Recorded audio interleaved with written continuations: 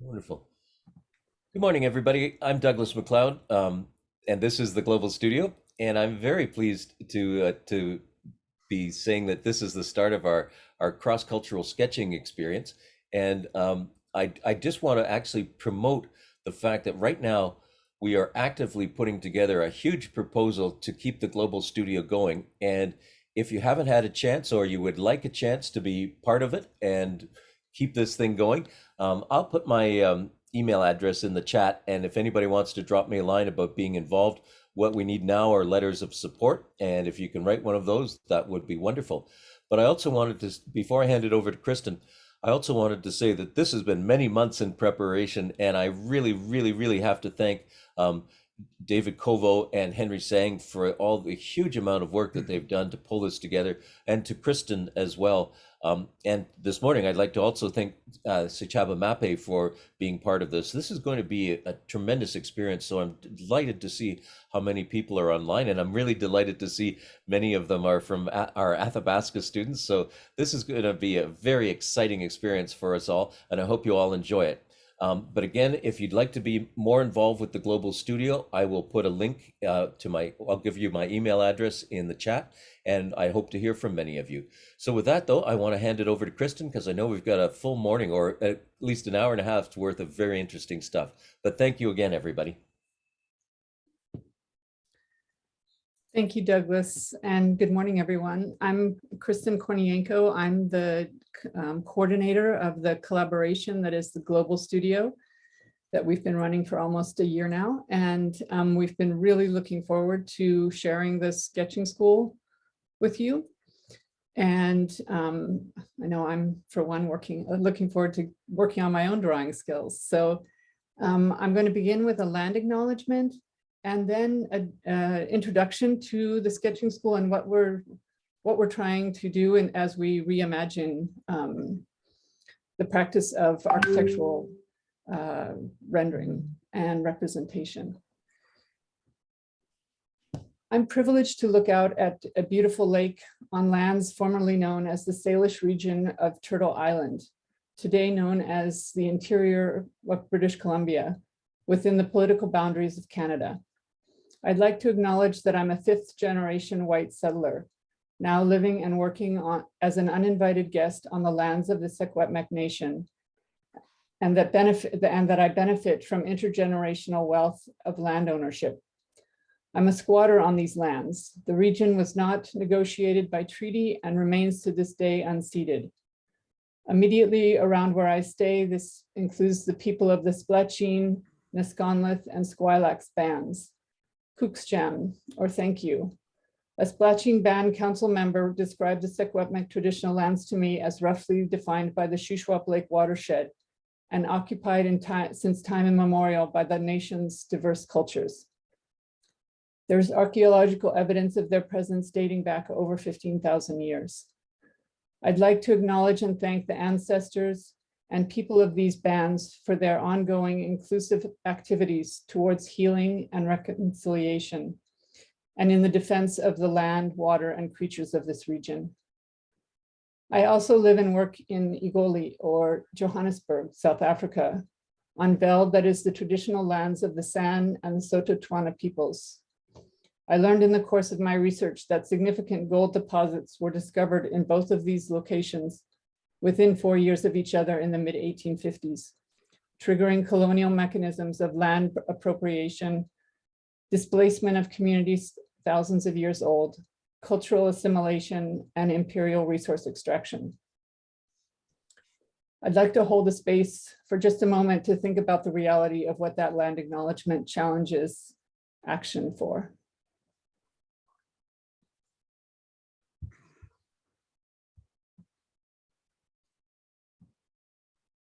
And now I'd like to introduce the Global Studio and what the project that it's become that we've all been working on. McGill University in Montreal, Canada, has held a sketching school since 1921.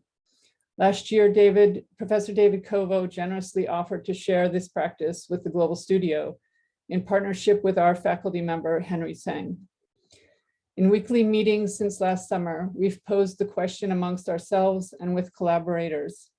How could the sketching school be reimagined to address equity and justice in architectural representation, as has been raised by speakers over the last year in the Global Studio, in larger global and national dialogues here in Canada, and demanded by our students? I found myself asking, what does it really mean to decolonize? I looked inside myself at my own privilege, and then I turned to the wisdom of others. The works of Aaron Mills, a member of the Bear Clan Anishinaabe and a professor of Indigenous law at McGill, and his term "to be in right relation." He references Anishinaabe elder Fred Kelly, who said, "Part of is not reduced to within creation we're all unique." Instead, he states, "Ours is the gift and the struggle of standing side by side, different and together." In my role as a teacher, to the ongoing relevance of anti-apartheid activist Steve Biko's statement that the most powerful weapon of the oppressor is the mind of the oppressed, as I face up to the falsehoods of historical and national narratives.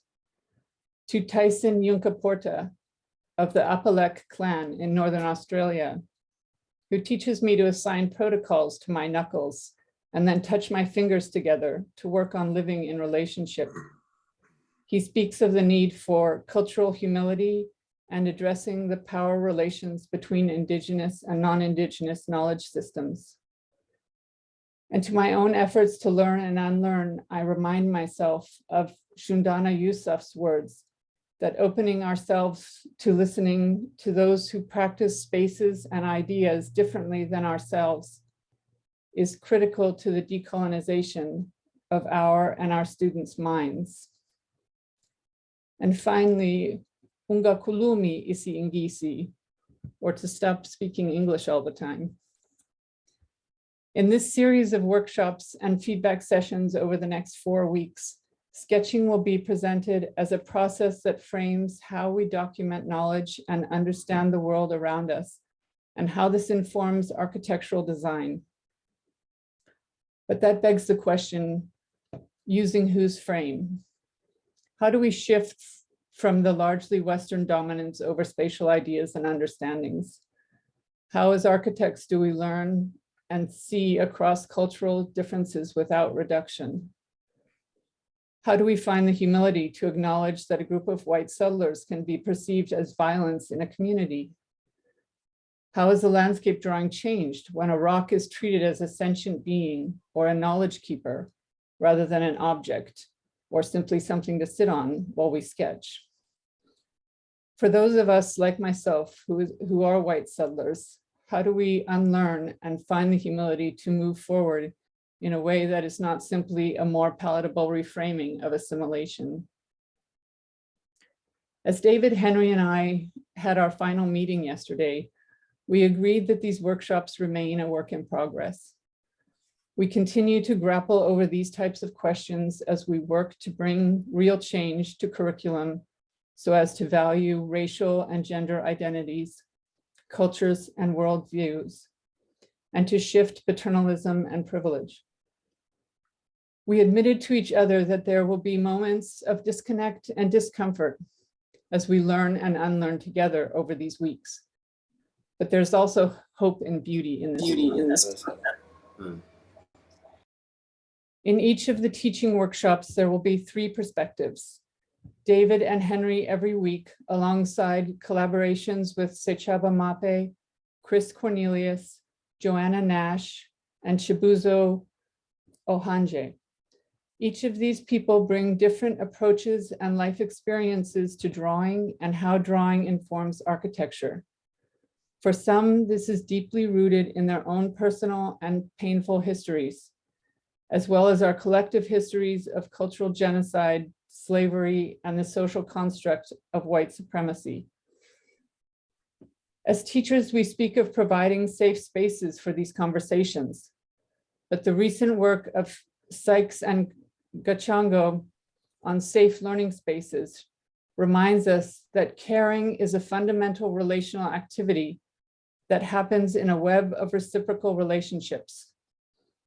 In other words, we need a solidarity amongst all of us that supports participants' openness and courage. Conversations around decolonization can be triggering. I've put a contact to our student mental health team on the Sketching School mural board. Please reach out if you feel you need to. And finally, we are really excited that 20 youth from the Spatial Drawings Society, a teaching center on the traditional lands of the Spatial Band in the Secwepemc Nation here in BC, and 7 youth from Kliptown, Soweto, South Africa, are going to join us for the Sketching School. This is a project to share architecture and drawing skills in the hope that they might dream of becoming architects. Kuksjam to Aaron Leon, the director of the Spatial Drawings Society, and Ngiyabonga Gakulu to Tsang Nkwanyana, the director of 1955 Creative Collaboration in Kliptown, for helping to make this happen. And thank you to Douglas, Opus Art Store, Kelowna, and the Global Studio for supplying art supplies to all the youth. All of the teaching and feedback sessions will be recorded and made available on the Global Studio website. Additionally, we have put together a mural board where we will all share our drawings and where you can find additional resources. The link and password are in the chat. It's a password protected board, but you will be able to edit it. Please put your name in one of the boxes, take a photo of your drawings as you work on them, and drop them and drag and drop the files. Thank you to everyone who has worked on making this sketching school happen, and to all of you who are participating. Enjoy the drawing and feel its power of healing. And I'll just quickly share the mural board with everyone so that you see what you'll find there. There's the schedule of all the events and the link to register here. They're the bios of all the people participating. These are the squares that you can just click on, and then we'll be able to expand them and look at different drawings that people do. And then we've also added resources wherever possible. We've put the PDFs. So, like for example, this is a PDF book that you can download off of the site. And then there are also links to various artists. There's further resources here, different kinds of resources. We've made a space here that we're going to collaboratively add community best practices for sketching. And then here is the contact information for our mental health resource if anyone feels they need that. And with that, I'll pass it over to David to start the presentation. Okay, thank you, Kristen.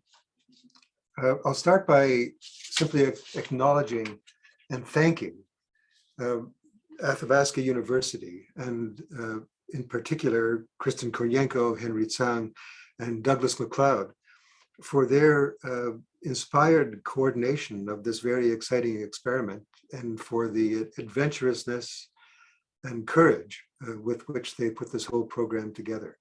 As Kristen says, all of us who have been involved in organizing, in bringing the studio to this point, see it very much as a work in progress, and in every sense of the word, as an experiment that has already, I think, changed the way all of us think about what we do as teachers and as architects and as citizens of the communities where we live.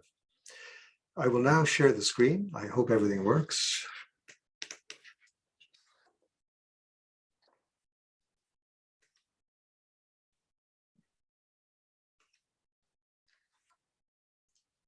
We're seeing it now, David.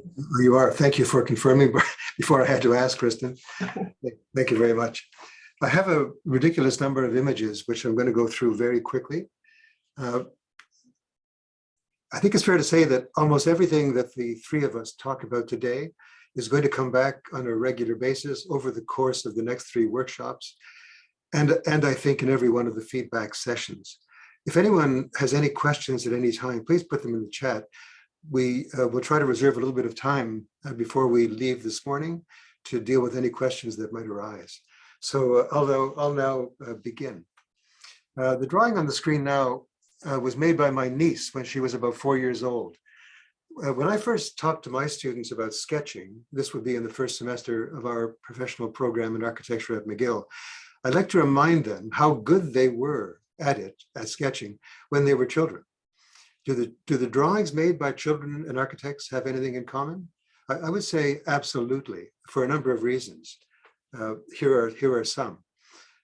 For me, children's and architects share an implicit faith in the power of drawing as a mechanism for learning about the world. And we all know that drawings are more reliable than most other forms of communication when we want to say something that's really important. Both types of drawings, children's and architects, are also evidence of our curiosity about the world. We're going to talk a lot about this over the course of the next 4 weeks. And both the child and the architect are delighted to share our knowledge, in other words, what we learn in the process. We also share a healthy cynicism about the need for erasers. And as all the architects on the call know, we're never happier than when we have an opportunity to draw on somebody else's tablecloth or on somebody else's wall. A child's drawing can be enjoyed as an expression of everything that he or she knows, and this is important, or chooses to reveal about something.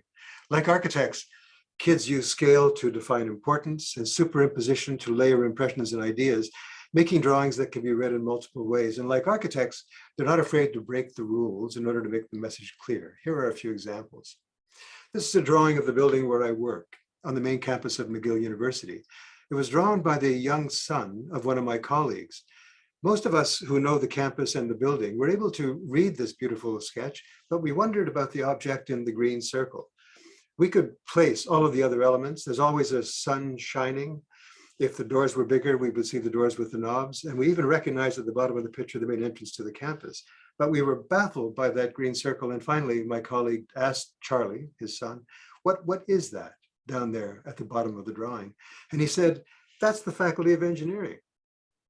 And we thought it was remarkable that at the age of 5, his son could understand so clearly the relationship, the administrative relationship between a School of Architecture and a Faculty of Engineering. Here's another couple of drawings. Both of these remarkable drawings, one from a small village on the west coast of Mexico and the other from a community in the far north of Quebec, describe the homes of the young people who made the drawings. Each of the drawings can be read at the same time as a floor plan, as a building elevation, as a building cross-section, and as a perspective sketch. We don't have time to go into those details now, but we can come back to it later if anyone's interested. And notice the doorknobs. The doorknobs are always there. And maybe later, when we have more time, we can talk about that. Here's a couple of well-known covers from the New Yorker magazine. If you told the artist responsible for these covers that they look a little bit like children's drawings, he would have been delighted.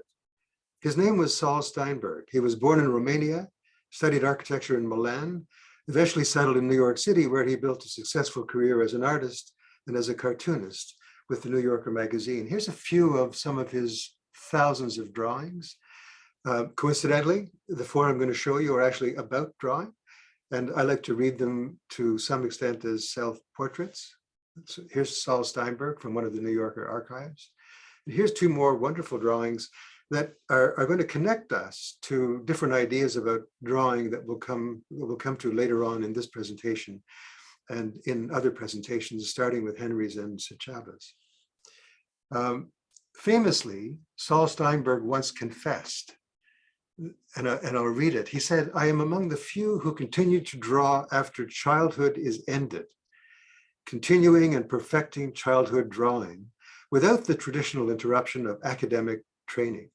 I know this is a little somewhat paradoxical. Here we are deeply involved in an exercise in what might be seen as academic training, but we're going to ask you to not forget the lessons about drawing that you learned, I suspect all of you, as children.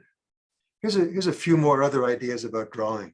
I've been collecting for years reflections on drawing from a variety of sources, and we'll post them. And for all of us involved in this exercise, these kinds of reflections can be read like milestones. They can be read like reminders too of where we want to end up. Henri Matisse suggests that drawing is putting a line around an idea. Paul Klee famously talks about drawing as an active line on a walk, moving freely without a goal. And the great late William J. Mitchell, architect and educator, most recently based at MIT, wrote that drawing with a free hand for him is like dancing on paper. Let's keep going. And here's Picasso, literally putting a line around an idea, taking it for a walk, and dancing physically. In 1949, he and an Albanian engineer photographer named Jan Milli collaborated on this amazing series of drawings. They're called the Spatial Drawings for Life magazine. The perfect marriage, I've always thought, between drawing and photography. What you're seeing in these two images is Picasso basically sketching in the air, in the space of a room, in front of an exposed photographic plate. Among other things, Milli, who was trained as an engineer, developed techniques for stroboscopic photography. And what you're seeing, you may be thinking, well, that if he's waving a flashlight in the air in front of an exposed photographic plate in a dark room, why are we seeing him?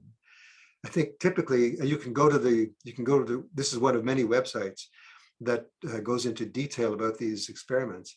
At different points on the right, for example, is at the end of the sketch. There's a stroboscopic flash which records the final pose of the artist without actually eliminating the trail of light still hanging in the air in front of him. I've tried to do this with absolutely no success at all. His ability to hold the image in his mind is remarkable and only really appreciated when you try it for yourselves. Here's two more drawings from that wonderful series. Some are actually in color. And what I love about this these are, I think, in some cases in his studio, you see familiar images on the walls behind him. And you also, you see him in various stages as well of again, literally dancing. Picasso added his own reflection to our collection of ideas about drawing when he said the painting is just another way of keeping a diary, which brings us to the idea of the architect's sketchbook and why architects draw. The sketchbooks in front of you here, I just put on the carpet just inside my front door as part of the document we shared with you about materials and media. The two sketchbooks in the red box are 8.5 by 11 or about A4. And we're hoping that all of you who are going to be participating in this exercise have those. On the left-hand side in the lower left, you see two smaller sketchbooks, pocket size. And the idea of a pocket book is also extremely important because if you have it with you, you will use it. And the three on the right are more expensive versions. All three of these, the two bottom ones are by Moleskine, and the upper one, the upper right-hand corner is by Luckterm. These are very typical of the kind of notebooks that you see used by architecture students in schools now all over the world. These are some of my own sketchbooks. I've tried to use, for the purposes of this presentation this morning, a mix of my own drawings and drawings by my students, in addition to the drawings of architects whose names you will recognize. And we'll come back to this later on. I'm going to start this particular part of the survey by going to some of the sources. Here's an anthology of travel sketches from the legendary Lou Kahn. The name of the book is Drawn from the Source. We're going to look at examples like this one from Kahn, from Michael Graves, and from Antoine Prédoc, Le Corbusier, and many others. Here's Michael Graves in Rome. We may or may not come back to these kinds of drawings. They're, you can appreciate, very gestural. He's not working in pencil here. He might have. at the start of the drawings, but for the most part, we're seeing some very vigorous, very gestural work in ink and wash, extremely powerful drawings. They don't deal in a serious way with an idea that we think is very important at this stage, which is context. But we'll come back to that very shortly. Michael Graves, like many of the architects whom we will reference, also wrote very eloquently about the idea of drawing. You can read these later. The PowerPoint will be posted on the board. But Graves talks about these kinds of sketches as referential. That's his word. He characterizes it as a kind of visual diary, and he adds, and you can read it there. He says, "When I draw something, I remember it. The drawing," he says, "is a reminder of the idea that caused me to record it in the first place." That's a very, very important notion, which we'll come back to, but please keep it in your mind. Here's Antoine Prédoc in Cairo, and here's an extract from a beautiful little book he published, I don't know, maybe 15 years ago, called Architectural Journeys, an anthology of his own travel sketches. And he also, to a certain extent, in the way of a confession, says that when I draw historic buildings, they are inaccurate in many ways. My drawings are close, but they aren't about detail or proportion. They're about the spirit of a building or a place, and the spirit embedded in the encounter and its translation. And this idea, so beautifully expressed by Prédoc in this little bit of text, is an idea that Kristen and Henry and I have talked about it at some length in the organization of these workshops, because we find expressed here an approach to drawing which is truly global in nature. And it's an idea that we'll come back to. A good friend of mine, the late Brian Avery, an architect based in London, agrees. He's interested in what he calls the essence of the thing. The drawing on the left was a quick sketch that he made over a glass of wine and a sandwich after a visit to the Biosphere in Montreal in 2017. He died prematurely and unexpectedly just about 6 months later.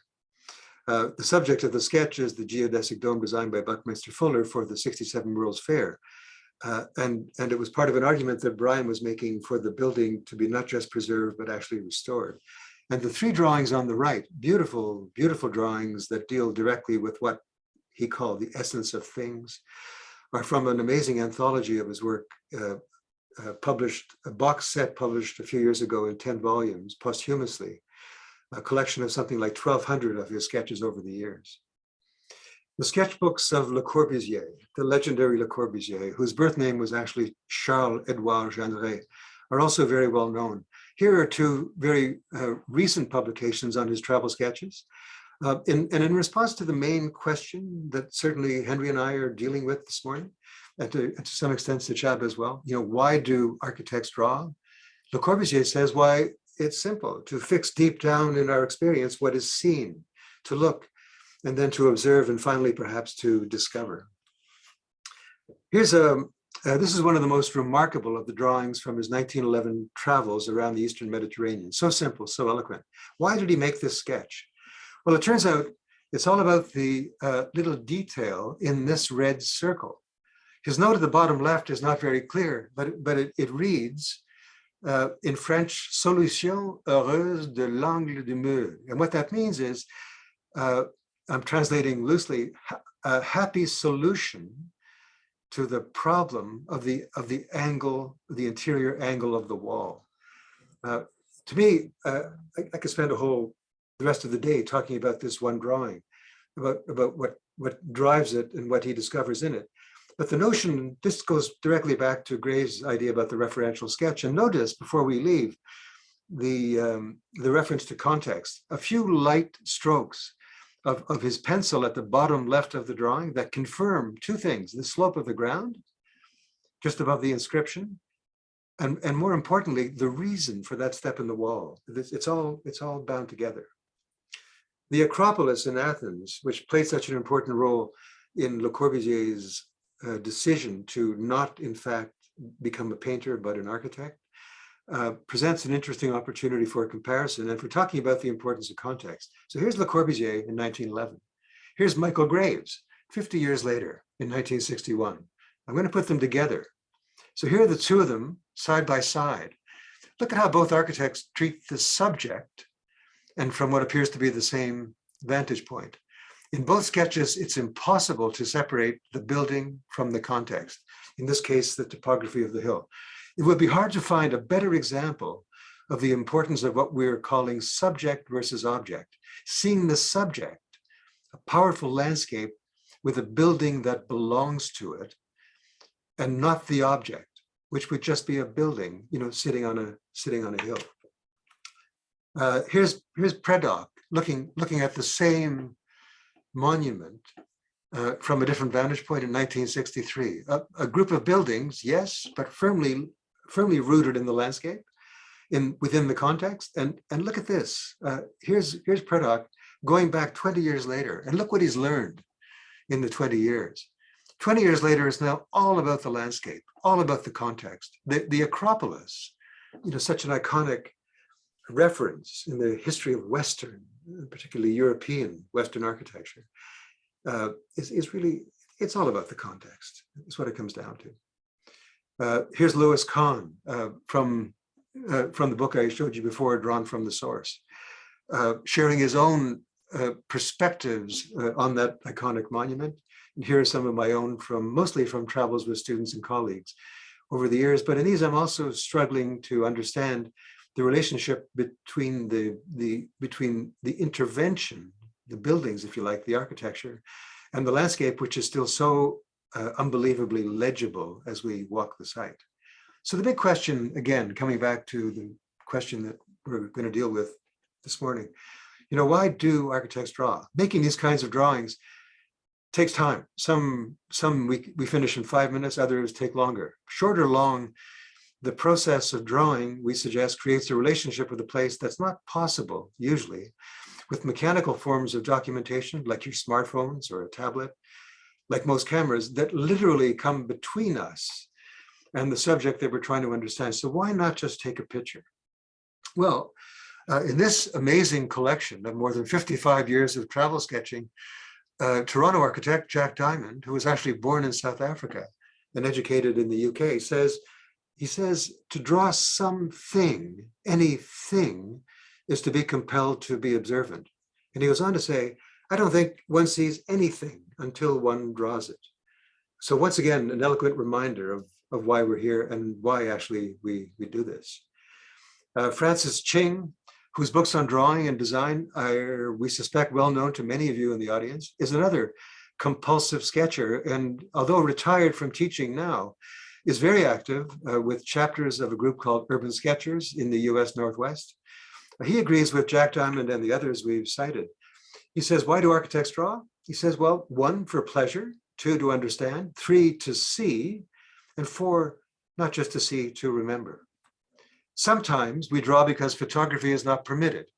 For example, here in the house that Luis Barragan, the legendary Mexican architect, built for himself in the center of Mexico City on the left, and on the right, a wonderful convent for Las Capuchinas Sacramentarias in the community of Tlalpan at the south of Mexico City. So in these situations, I think I was last there with a group of students from Montreal and Mexico and parts of the US. It was an exchange program. We found ourselves turning to drawing in a very natural way because we were actually not allowed to take photographs in these buildings. We also use our sketchbooks analytically when we're trying to understand a space or a part of a city or a particular relationship. And these kinds of drawings, we hope, will also be familiar to you, if not now, certainly over the next 3 or 4 weeks. The strategy is a very familiar one, and here we're simply combining the subjective image of interiors in the case of these 3. On the upper left is the Temple of Heaven in Beijing. In the lower left is the Cenacolo, which is the site of the Last Supper by Leonardo in Milan. And on the right is a 1,000-year-old chapel called San Satiro in the center of Milano. And in all of these 3, we really don't understand them unless we see at the same time, like we did as kids, the subjective experience, but also the very objective and very abstract notation that we know as plans. We also use here's another example where we use objective and subjective drawings to fully understand and even document, complex ideas. Here, that little object in the foreground on the right and documented a little more analytically on the left is the calendar stone associated with the place known as the Plaza Sagrada, the Holy Piazza in Machu Picchu. And sometimes we do this to the point where we can practically rebuild them from our sketches. And here's what a colleague of mine refers to as the laundromat that once served a 16th century convent in Oaxaca, Mexico. I've always been tempted to make a computer model of this, or a physical model, maybe one of these days. We're going to talk a lot about thumbnail sketches. It's going to be a major subject of Henry's presentation in a few minutes.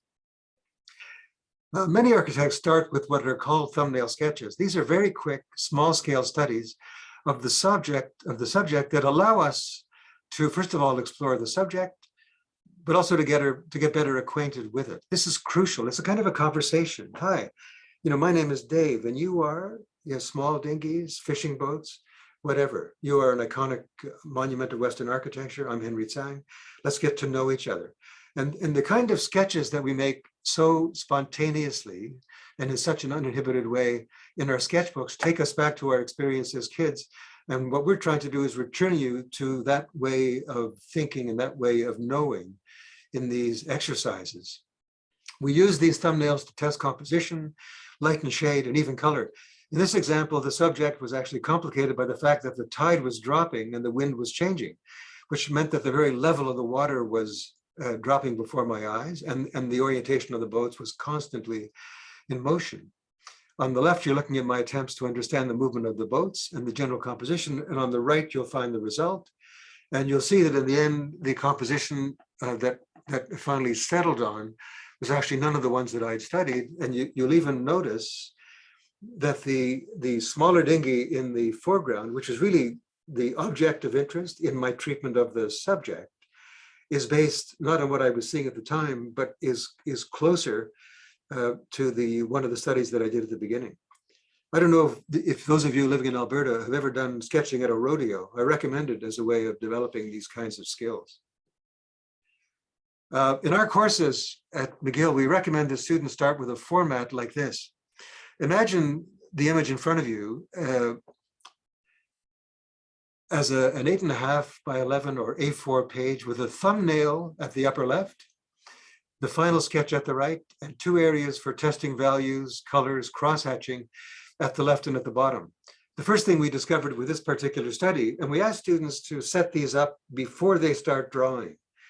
We asked them to prepare these either with a pencil, which is the example here, or with masking tape. And that yellow strip down one side was part of the illustration. This is one that Henry and I used just this summer with a group of students at McGill.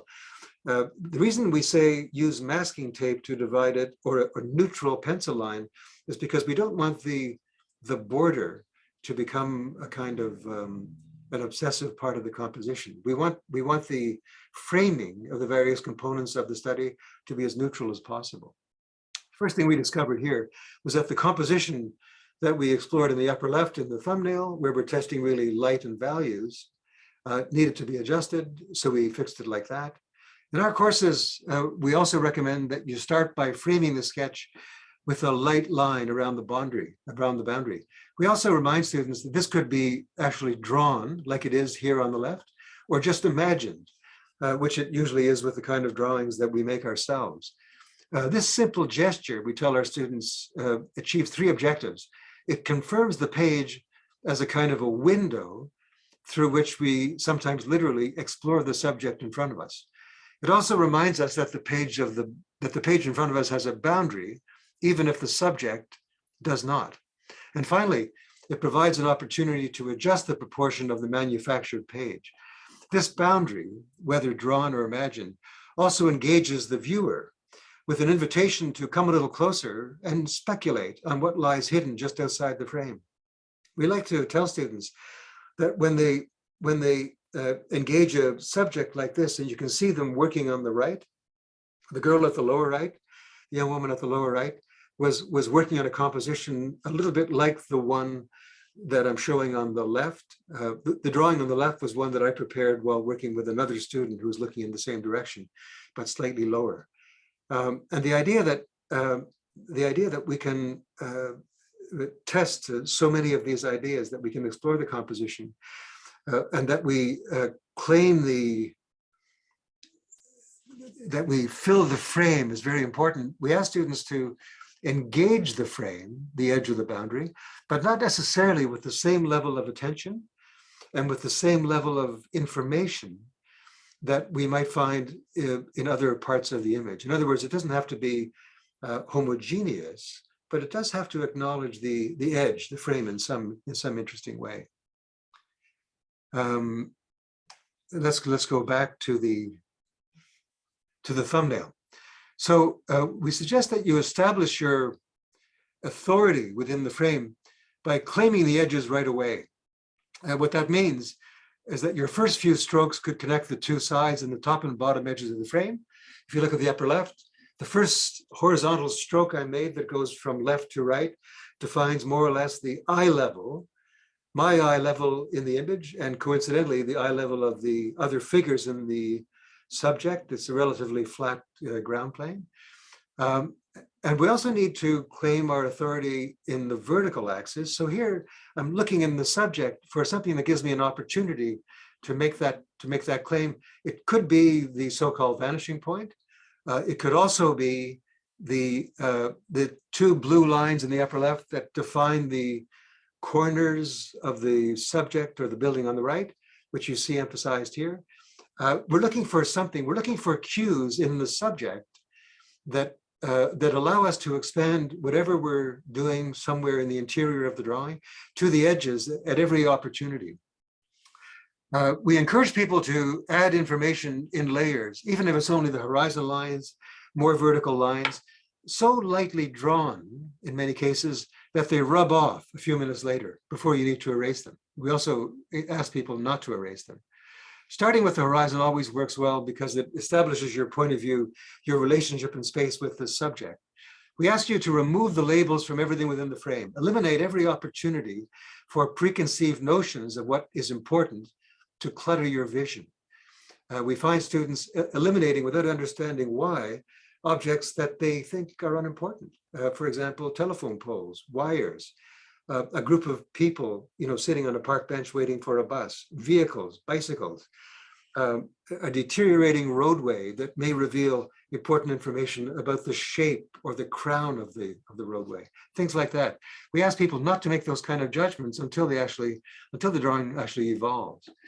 When you find yourself, we say, stranded on some object, and stranded means that you're stuck in the middle. You can't get out to the boundary.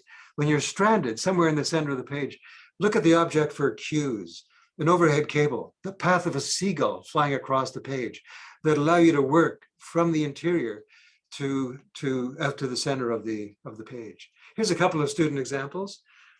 Please remember that every drawing starts with a thumbnail. Sometimes the thumbnail is small, like in the examples that you see here and in the examples that Henry will show you in a few minutes. And sometimes it fills the sheet and is simply hiding underneath the finished drawing. In these examples, the process is exactly the same for starting the drawing, whether it's a thumbnail, a few centimeters by a few centimeters, or a finished drawing that's 20 centimeters by 30. Very, very important idea. You need also to populate your drawing with figures. Use the figures to add narrative, to explain what is happening, to explain why it's happening, and also to establish horizontal distance. Once again, here, one of the first drawings I made for this fortified monastery in the northern part of Romania, I started with a kind of horizon here. I used a series of verticals that are no longer visible. They got rubbed off. They found themselves rubbed off. But I also used figures here really to really explain what something about the pathways that you may or may not read in the drawing, but mainly to say something about the horizontal distance, another very important idea. Museums are ideal places where you can practice drawing people, where you can observe other people. I've never visited a museum anywhere where sketching was not allowed and even encouraged. And I think it's fair to say that museum visitors all over the world are pretty used to seeing other visitors drawing.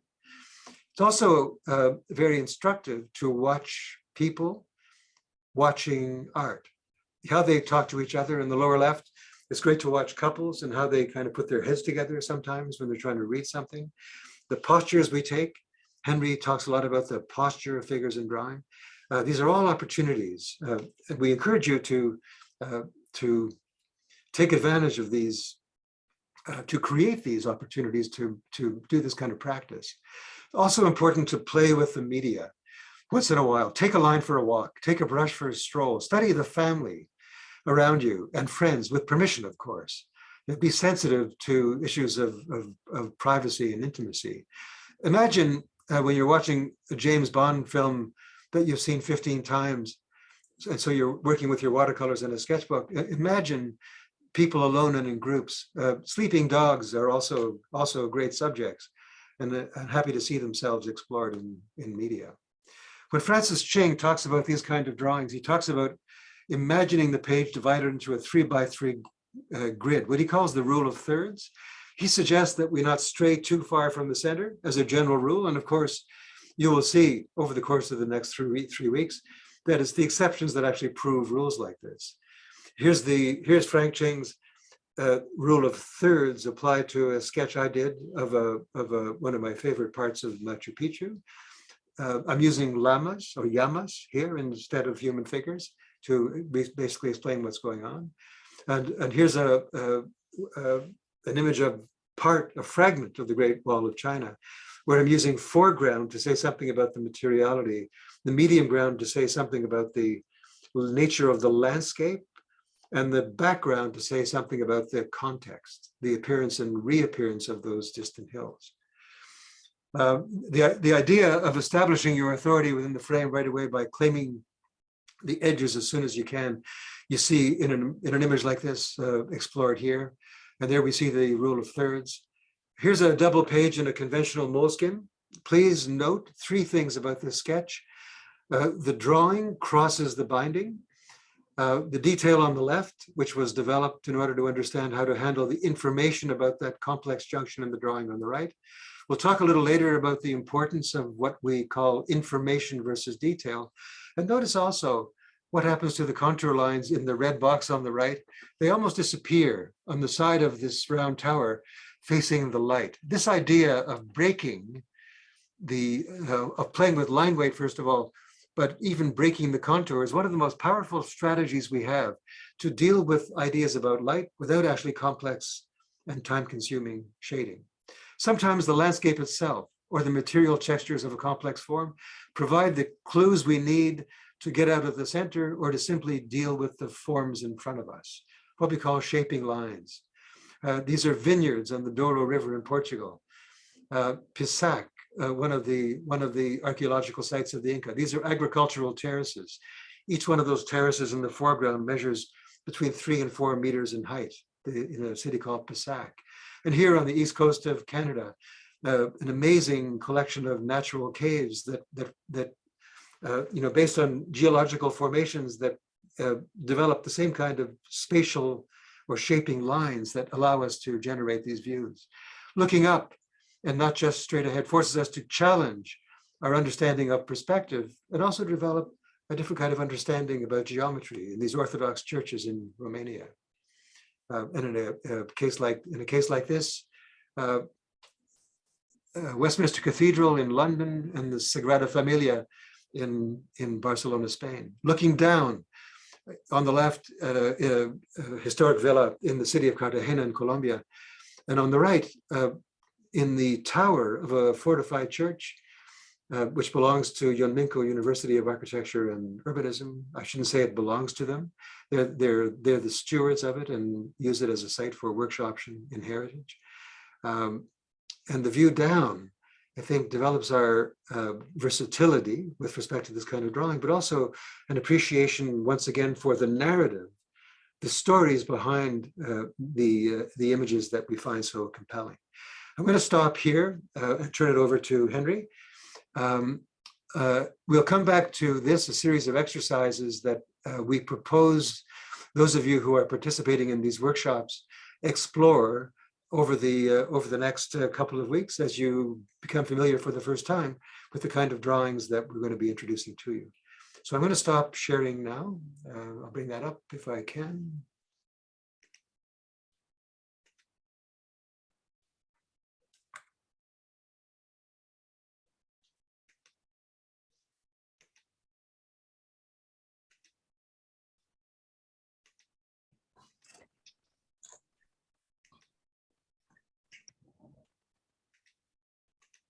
I'm not seeing the.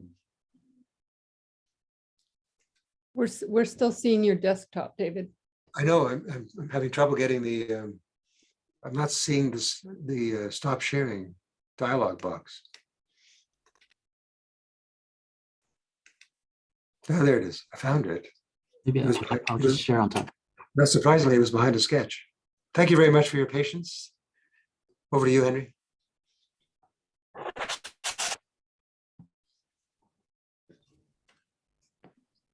Let me just pull up my slides. All right, so thank you, David, and welcome everyone to this presentation. My name is Henry Tsang, and I am an assistant professor at the RAIC Center for Architecture at Athabasca University, based in Canada. And I'm also currently based in Tokyo. My background growing up in Canada, but also my family from Asia. I currently move back and forth between Asia and Canada often. So this idea of developing this program of towards a cross-cultural sketching school is something that has a very deep meaning for me because of my background and my identity. I'm an architect and I'm also an educator, but I was also a student of Professor Covo about 20 years ago. So we've been teaching sketching together for quite some time, and we wanted to bring this program to all of you because we felt it was important now that we kind of think about widening our perspective on how we see architecture and how we teach sketching. So this program, probably I'll start with asking everyone a question, is that you're probably here because you want to learn how to sketch, and most of you know how to draw, but a lot of you probably want to think about how do you draw better. I think that's the common theme here, is that all of us who are here today are asking that question: how do we draw better, and how do we represent space and people better?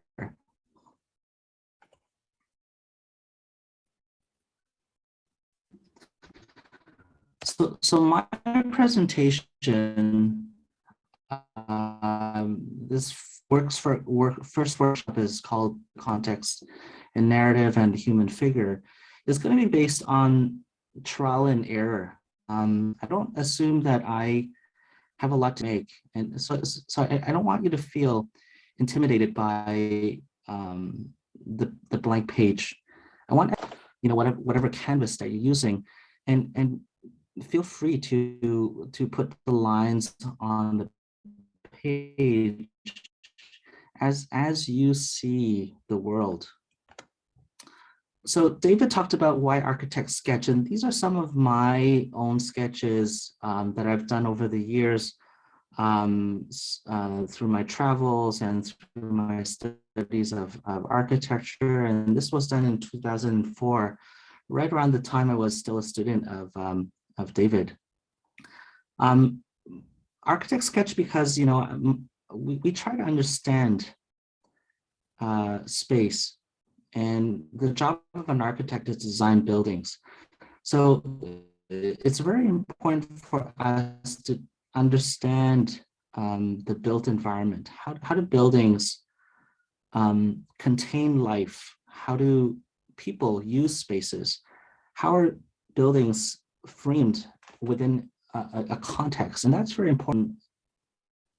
a no man's island, right? It's always within a context of a city, within a context of nature.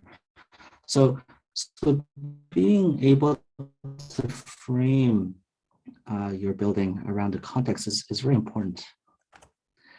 This is another drawing that I did in Shanghai, and notice here the presence of people walking through the space of a commercial street within this very small alley, trying to capture the characteristics of the architecture, the shape of the roofs, and the details of the building facade. But what I'm sharing here are really quick sketches. These are done 5 minutes, 10 minutes sketches, and usually standing up because I'm a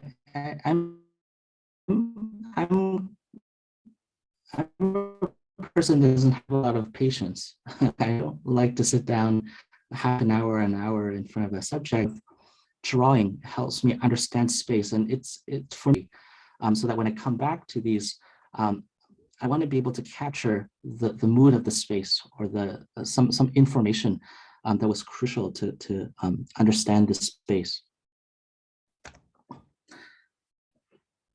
So I'm currently in Tokyo, and I've been here for about a week now. And for the last week, I've been in quarantine. So I haven't been able to go outside very much. So one thing that I think is important is first, you don't really have to go very far to find good subjects to sketch. You can go outside in your neighborhood and walk around your neighborhood and look for interesting things to sketch. And right now, this is where I am. This was a photo taken from my window, and I'm in the eastern part of Tokyo called Koto Ward. It's a residential area that's very well known historically as a place where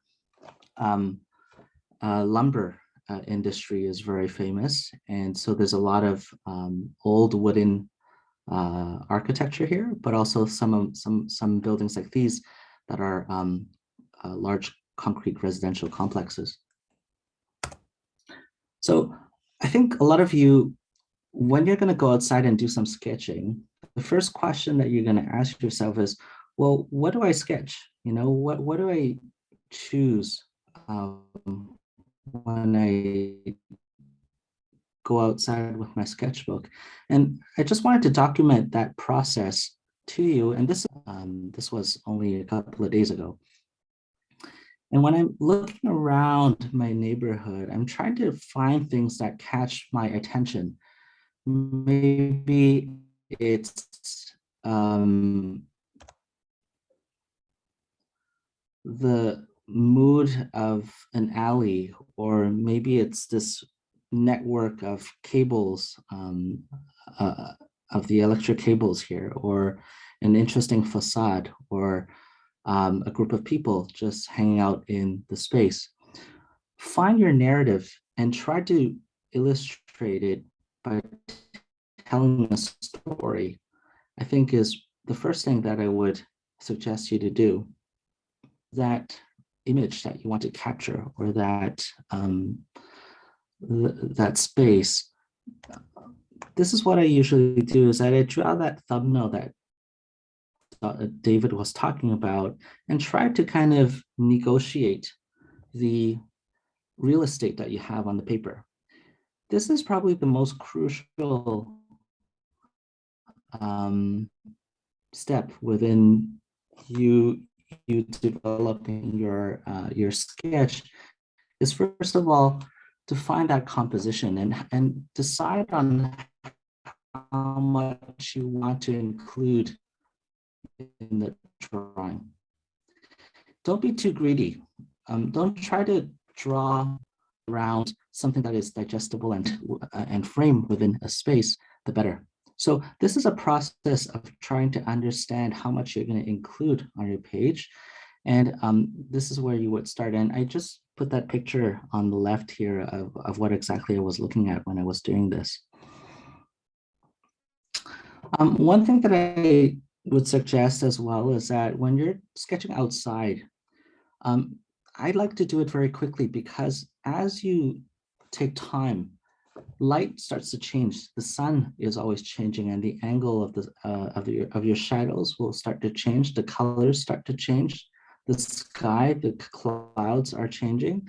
So you want to do this very quickly. This is about a minute or two to do this first step, just to get all the all the information on that page very, very quickly. And then this is just how it kind of keeps on evolving. Then you start to decide on what is important. What do you want to focus on?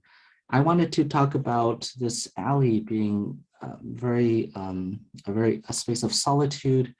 There's only one person walking on this very old kind of street. I wanted to express kind of the age and the kind of the grayness of it. So I chose to do a pencil drawing here. But again, this is only a 5-minute drawing, so you want to try to capture as much as you can within that time frame. As I do this program, and through the discussions that I've had with David and Kristen over the last few weeks, I start to question also the way I represent things. I think I was lucky enough to have been educated in Canada and in Japan. And one thing that I find very difficult to capture is in Japan, the architecture tends to have less of a boundary outside.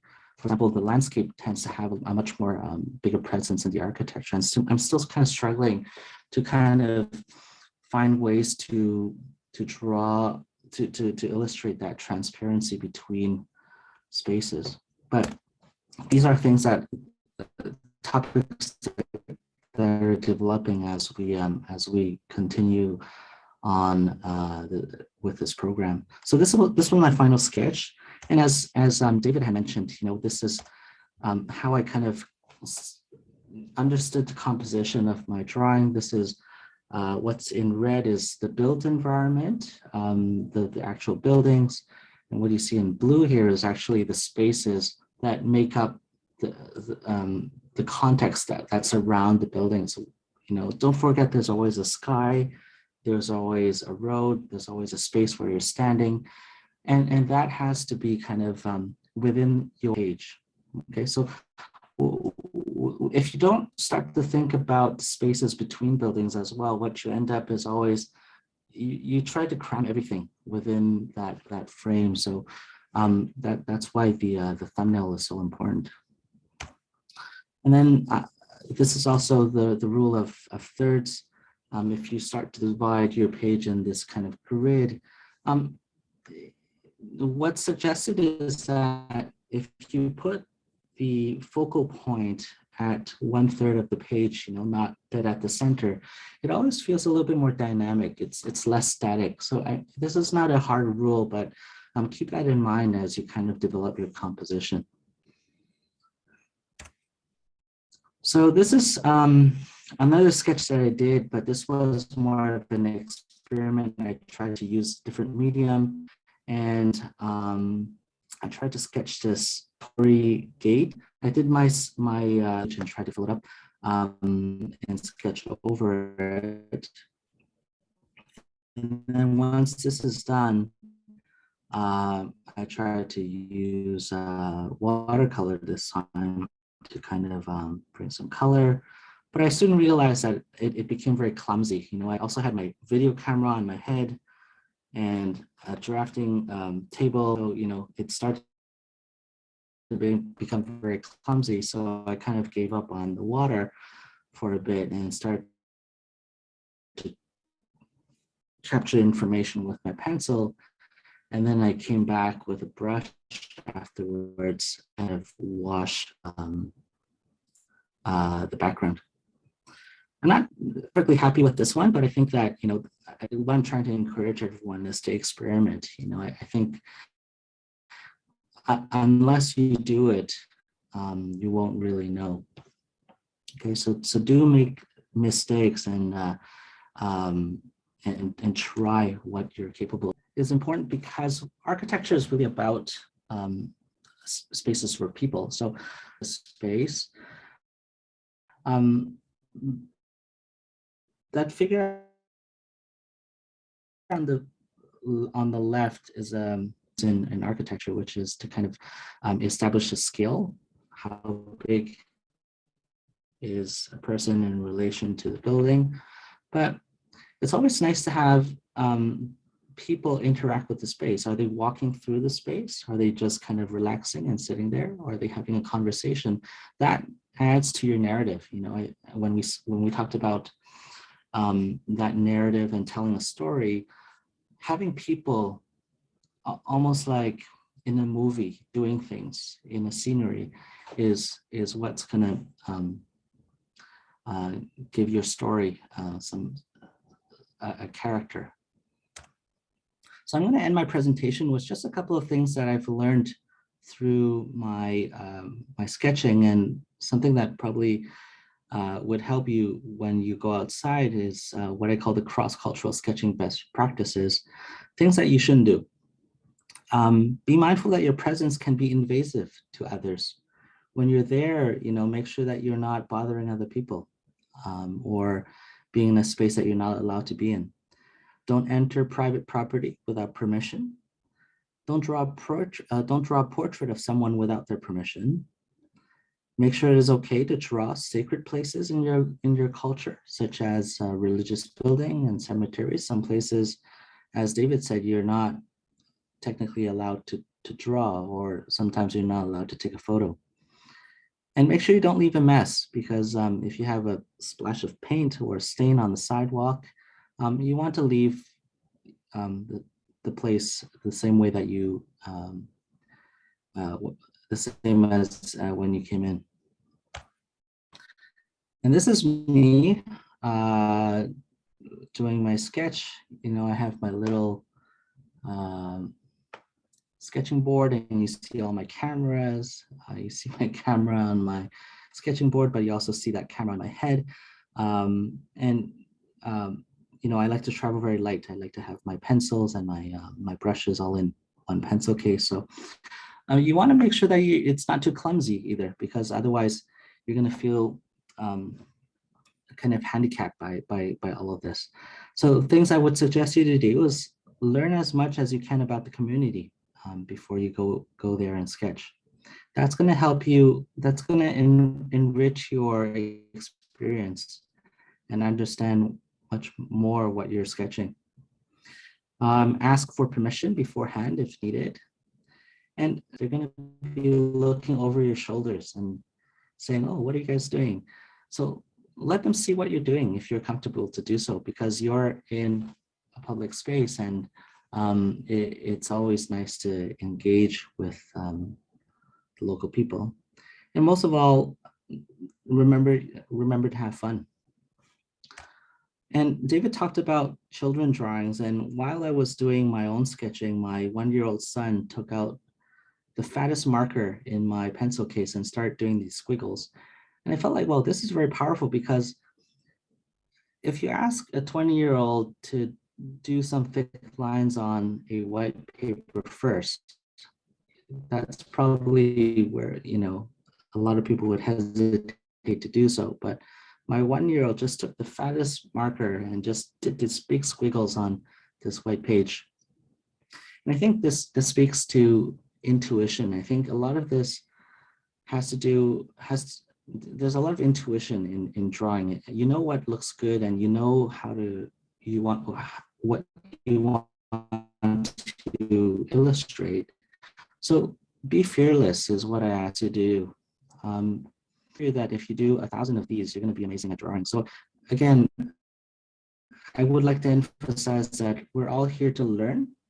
David, myself, and Sechaba, and Kristen, and Douglas, ways that we can improve on our own drawing skills. So feel free to show what you're doing, and we're committed to have an open mind to discuss about different ways to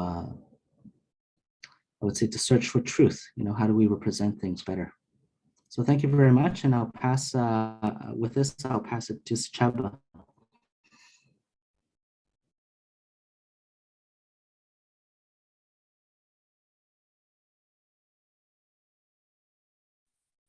Okay, thank you, Henry. I will share my screen. Share sound.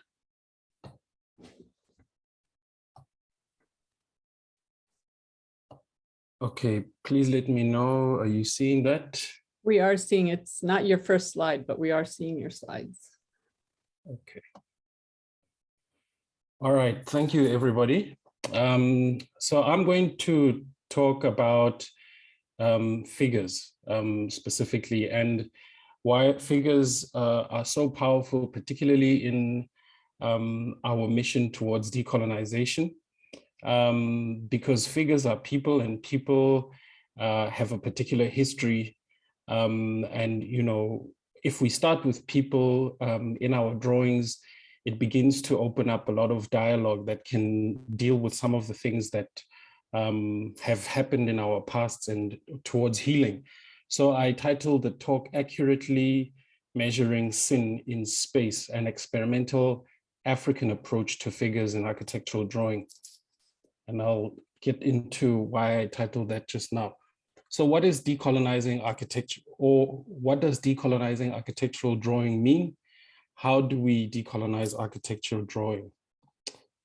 So I'm following on Fanon, who in recognizing the deep pathology, what I call sin, of colonialism and the dehumanization of the colonized. So basically the idea was to say that those who were colonized were not human beings. Black people and other peoples of color were not human beings according to the colonizers. And we need to undo that. We need to bring humanity and dignity back into those people. And we see that playing itself out in drawing. So typically in architectural drawing, when we were in university, over and above the kind of drawings Henry just showed, and David, you know, the kind of orthographic drawings of figures were kind of, you know, these metric or measured figures. But, you know, there's actually a problem with those metric and measured figures that I will get to just now. So this is a quote by an architect theoretician, Fabio Colonese, and he says, referring to Neufert. Neufert is a famous architect who does drawings of many different things, but including human figures sitting in space. And he says his book was to demonstrate that by using standardized numbers, an architect would stand in the great tradition of the ancients. But soon it showed influences by Naziist ideas about race, the industrialization of warfare, and the ensuing subordination of all spheres of German society to the demands of war, referring to Neufert. So Fabio continues and says, conceptions of the body have their roots in the post-Galilean view, which conceives of the physical body as a machine and as a subject of mechanical laws. The body in this view is little more than an object with fixed measurable parts. It is neutered and neutral, that is without sex, gender, race, or physical difference. It is residual and subordinated to the mind. As an economical resource, man is inserted into manuals as a graphic standard and reduced to a bunch of numbers like size, strength, speed, resistance to play a new role in the diagram. So that in essence, what Fabio is saying here is that particularly orthographic representations of human beings in architecture, they tend to reduce people into objects, and they reduce them into numbers or numerical value. Even in perspective drawings, we tend to do that by saying that we use these figures to define scale and distance in perspective. So again, it's about measuring. But measuring has a history, and a history that's connected to colonialism. Like for instance, the image on the left is Cecil John Rhodes measuring a railway line or a connection between Cape Town or the south of Southern Africa and Cairo. And, you know, this drawing is actually really talking about how they were cutting up Africa in order to distribute it to different countries. And then the middle image is talking about Sarki Batman.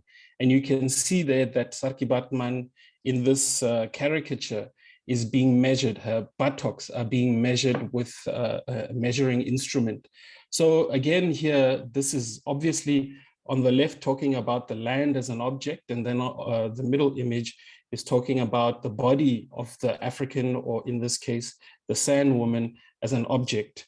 And measuring comes into play.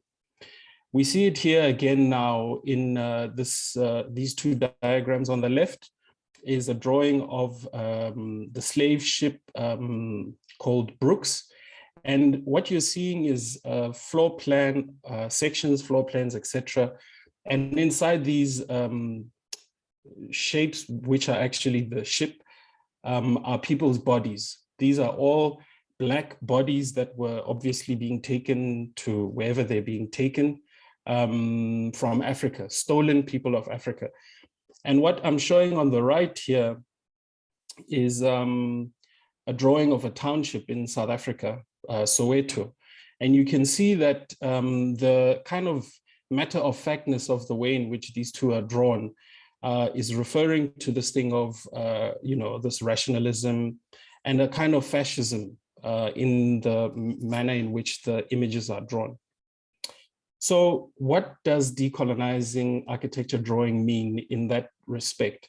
How do we decolonize architectural drawing? Well, I think for me, it's about a creative process of including, giving dignity and healing to, and expressing the personhood of previously colonized and marginalized bodies, both human and animal, and lifeways in architecture drawing. So in other words, that which was stripping away the humanity in people, we're trying to bring it back. You know, we're trying to respect and give dignity to all people through our methods of drawing. So I'm going to go through a history of the kind of drawings I've done over the years, trying to tackle this issue of bringing meaning back and dignity into the way in which we draw in architecture. And again, these are not perspective drawings of cityscapes as what you've seen in the previous two presentations. These are, you know, almost analytical drawings or diagrammatic drawings, sections, etc. But here, this is a sacred site, two different sacred sites in my hometown.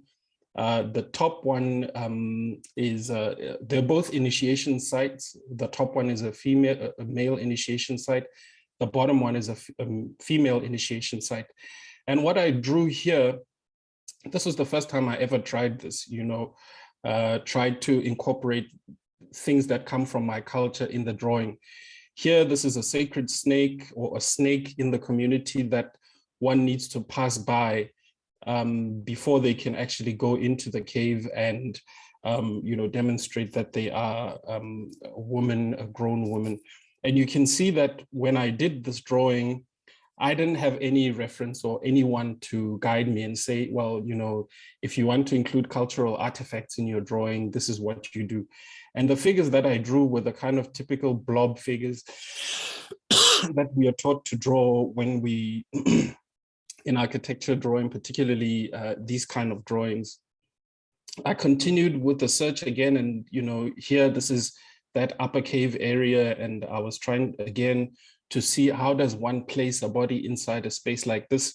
And in this particular case, you know, I was trying to talk about the embodiedness of being in this space, and you know, how does the body deeply engage with a space. Again, here, these were experimental drawings where I'm trying to understand how does one draw in the subjectivity of a person into a landscape or into a space, and, you know, how does that embodiment and the way in which the landscape and the body are one unit or one continuum, how does one actually represent that? How do you show, because this is referring to the animist worldview from my hometown, how do you represent this in drawing? And then these drawings were, you know, I mean, in architecture, they'd say these are axonometric or three-dimensional drawings. These were once again me trying to say, how can I illustrate or impart the meaning that exists in my culture onto a drawing in such a way that it could be recognizable to other people who come from my particular culture, or you know, it has some sort of meaning, or you know, I'm imparting meaning in it, not just something that's pre-existing. So here, when I eventually got to doing these particular sketches, I was drawing from indigenous knowledge systems and rock paintings from First Nation communities in my hometown, where, you know, they would do rock paintings of various creatures, and they represented the spirit world. And so what you see on the left is a kind of landscape of the community at the bottom, and a whirlwind. And, you know, in my culture, they'll say that a whirlwind is a representation of the serpent, which is actually a representation of chaos. So what I was actually trying to capture on the left was, you know, how does that narrative, how can I actually make that visible? But what I didn't realize is that maybe what I was doing in this image was, you know, I was actually talking about hidden forces. Okay, and I'll explain what I mean by that just now. So here are just more experimental drawings that I was doing, trying to make reference to narratives and stories that I get in my community. So these are two guys who are taking a walk, and they suddenly come upon this devil. And, you know, they're confronted by a bad situation or a bad, you know, they come upon something bad. And, you know, you hear a lot of these stories in the community, but now how do I engage that? And how does that interact with architecture? Because, you know, this has just never been represented before in architectural drawing. These again are drawings that I had done to represent this, you know, bad omen creature in my community, which was the serpent. I've shown these ones before. These were different ritual sites on a landscape. And again, I was trying to experiment with how can I represent these? How can I show things that belong in my culture on what is otherwise a very matter of fact sort of orthographic or you know, 3D perspective kind of drawing. And here I was getting closer to where I wanted to go. This was actually a building that we designed for a client, and what I was showing in the image on the left was a whirlwind once again, because this whirlwind represents something in the culture. And, you know, you see someone's umbrella kind of being pulled up by the whirlwind, and someone's dress being sort of pulled by the wind as well. And these things, you know, they introduce this vital force, which is what I'm trying to get at. You know, how do you represent things that are not seen? It introduces this vital force. But, you know, I know that we speak about clothes on a washing line representing the wind that's moving, but I wanted to push that. I don't want it to just be clothes on a washing line, but to actually do what my ancestors did by introducing images of things that are not seen. So this is an illustration that I did, once again, exploring these same ideas. And then finally, what I wanted to really focus on for today is the next two images. This is actually a drawing of the house that I grew up in, and very similar to the houses in Soweto. They call them 51/9 or matchbox houses. These were houses that were given to people upon relocation when they were forcibly removed from their original home into these kind of fascist grid-like communities. And when you see people do drawings of these buildings, often the drawings are kind of matter of fact. You see the house, you'll see maybe they'll put figures like the one you see here, but that's it. But, you know, similar to the slave ship drawing, these drawings of these houses often do not even begin to demonstrate the generational trauma that people have gone through who are living inside these houses. So this particular house where I was living, lots of traumatic things happened here. There was about 12 of us living in here. It's a 4-bedroom house. It's 6 meters by 7 meters big. And what I was trying to do in this particular drawing, which is very unconventional in architecture drawings, was trying to capture the trauma. Because right now, I still don't feel like when people do drawings of a place like Kliptown, for example, and I know there are people here who are from Kliptown, nobody does a drawing that captures the kind of trauma and pain that people are still going through today, which come from which comes from the history of colonialism, then later apartheid, and today the gross levels of inequality for people. And so when we continue to do the architectural drawings the way we usually do, we tend to omit this information because we don't yet have the experimental tools to demonstrate or to show the kind of things that are happening. In this particular drawing here, what I'm showing is another project that I'm busy with back home. And in that particular project, a lady came and asked me to design a church for her. What I've drawn here is, it's actually what she wants is a prayer center. But what I've drawn here is where they are currently praying, which is a shack. Again, very small, 4 meters by 6 meters. And in that shack, they pray for people who are demon possessed and people who are going through all kinds of spiritual afflictions. And so the aim of the drawing is to show the situation that is undergoing in that space. Because if I drew this in the conventional way, it would show absolutely no sense of the depth of the trauma that's happening in this community due to colonialism, and the work and the hope that's being brought to it by the old ladies who pray for people in these communities. So the serpent that's wrapped around the shack is really talking about all of these, dark forces that still plague people in our communities, even today, even in Kliptown, in Soweto, even in Dube, in my hometown, in my own township. There are still many things that are left undrawn, as opposed to unsaid. And so there needs to be a way in which we experiment with drawing convention that can help us begin, experimenting and recognizing all of those things.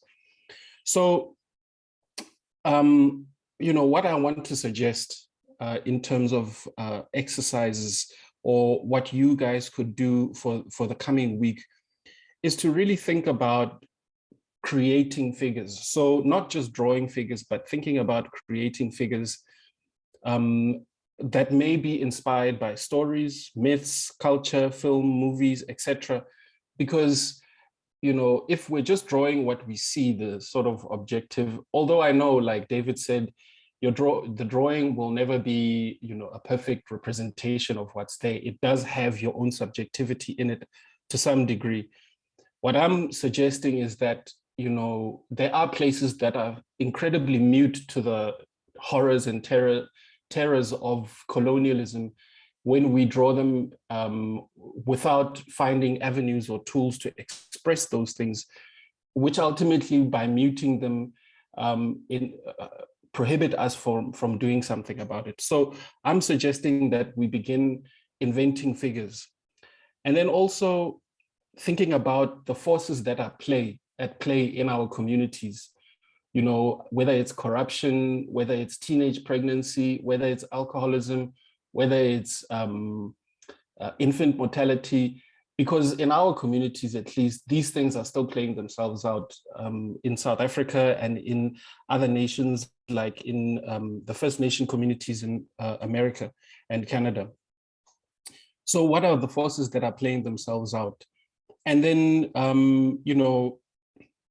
thinking about figures doing different things, like the figures that I just showed were doing an exorcism. If you have a client that asks you to design a prayer center, because we are hoping that we are now dealing with clients that are doing things that are not necessarily Western or conventional in the sense that, you know, the things you'd expect to see in architecture school. Here I'm dealing with a client who wants a place where people can be healed. And therefore, we need to explore different kinds of figures, like Henry said, different postures. In this case, postures that are not necessarily postures that, you know, are conventional or we are used to. So for instance, like people who are praying for other people. And then finally, experimenting with different kinds of bodies, you know, different body shapes, different clothes, different skin tones, different cultural features, different genders, and even people who are able-bodied and those who are not able-bodied. We need to include those kind of figures in our drawing. So ultimately, what I'm suggesting is that when we think about figures going forward, how can we make those figures or those drawings that we do of figures undo the dehumanization of people that happened through colonialism, and, you know, do away with this matter-of-fact drawing without actually revealing some of the hidden things that are still plaguing our communities, you know, here in South Africa, and like I said, in America and in many different places in the world where people are still suffering from colonialism. All right, so thank you. That's where I'll leave it. Kristen? Thanks so much, Sechaba and Henry and David. And I wanted to remind everyone that Sechaba and I will be leading a feedback session on Friday. You can check the schedule both on the mural board, which I can see in the background, a lot of you are already on, which is great, and also on our website. And you can register for that. And so that will be a Zoom meeting, and we'll have breakout rooms as well. And you know, David or Henry or both may join us as well. And so we can, you know, with the breakout rooms, we can have smaller groups, and, you know, you'll have the opportunity to show the sketches you've done and to ask questions about the ideas that you've heard today, whether it's, you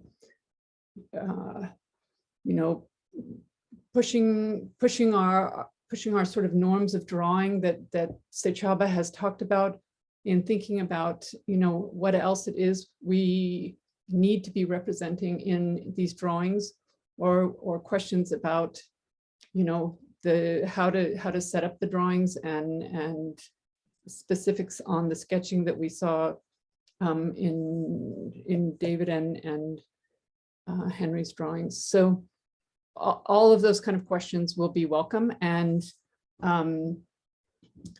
so I think as well, if before we close for the day, are there any questions that anyone has about what we've heard today, about how the mural board works, or the next session, the upcoming sessions will work? A reminder again, because it's a lot to take in these sessions. So the recordings will be available. I'll get them up today.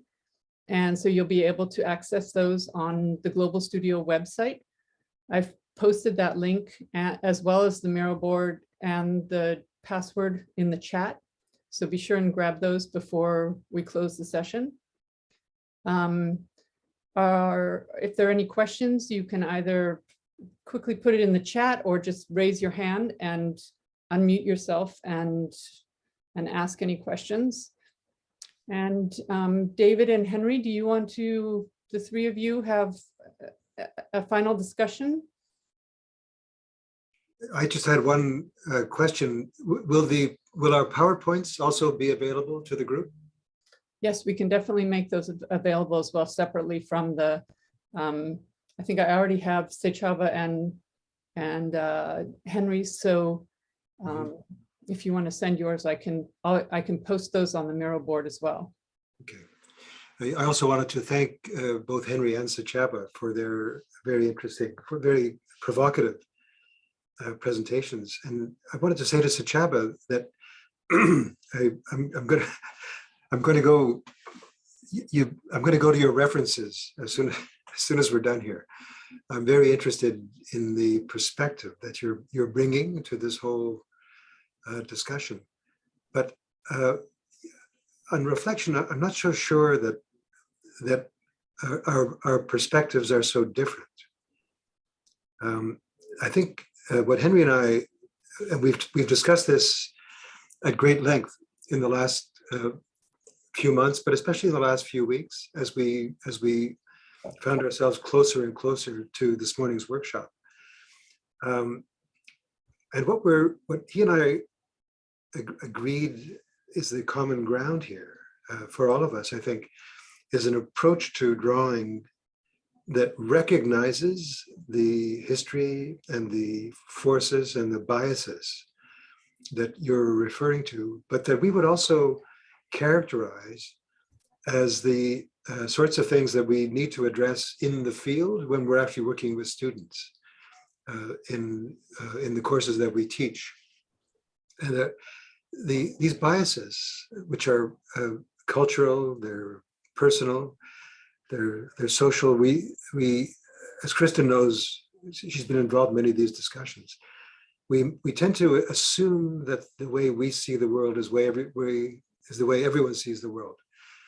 And one of the first things we try to teach when we're working beside somebody in an urban or a landscape context, we could be on the edge of the Atlantic, or we could be at one of the busiest street corners in a small Eastern Canadian or American community. We try to get them to understand that we all see the world differently, and that the assumptions we make, going back to what we were both saying about the about the importance of abandoning any attempt to edit the drawing before you've actually understood what you're looking at. This is important, that's not important, this is important, that's not important. We say no, that's not the way you do these kinds of drawings. You need to do the drawing to understand actually what's important and what's not important. And that process, I think, that we're asking students to understand, not all do, some do, most do, I think. But that process, I think, is very consistent with what you're asking us to do, Sechaba.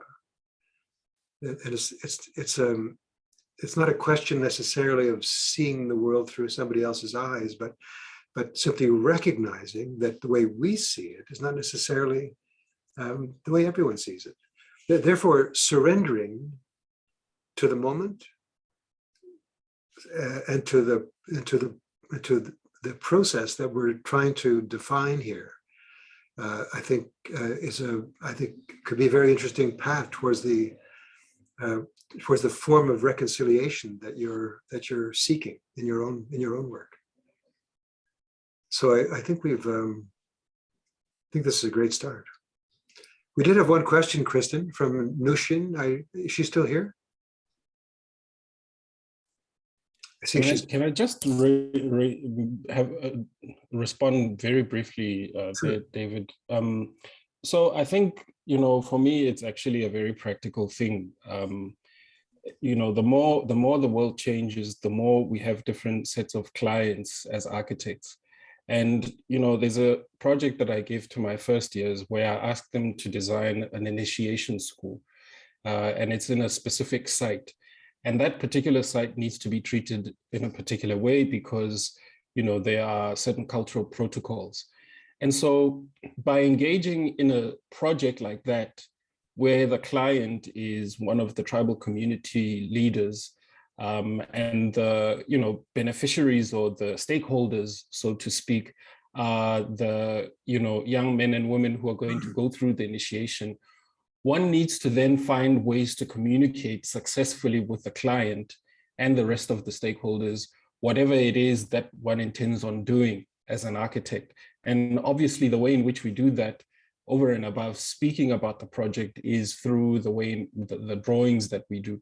And therefore, if we don't have a homogeneous client, which is this sort of universal Western mind, and we start to have different kinds of clients who have certain expectations or certain desires from us, then we have to find different ways of communicating and different ways of doing and saying things. So therefore, it actually warrants us from both a professional and from an ethical point of view to engage in experiments of doing different types of drawing. So if somebody says there's a sacred animal that lives in this particular, lagoon, river, hill, or whatever, how does one show that respect or that presence in their drawing in such a way that it will satisfy the expectation of that client? So there's a degree of practicality here, which to me is what warrants the need to do these kind of things, because we are now living in, like, our studio, a global studio, in a global world where there's multiple different kinds of cultures. And our students need to be architects in the future who can actually respond to all of this. Yeah, I would put it another way. I appreciate what you've just said, and I agree. One of the things that we're looking for is a way for a student to use drawing. And I'll take a trivial example. The building has a bright red facade on an otherwise very conservative street.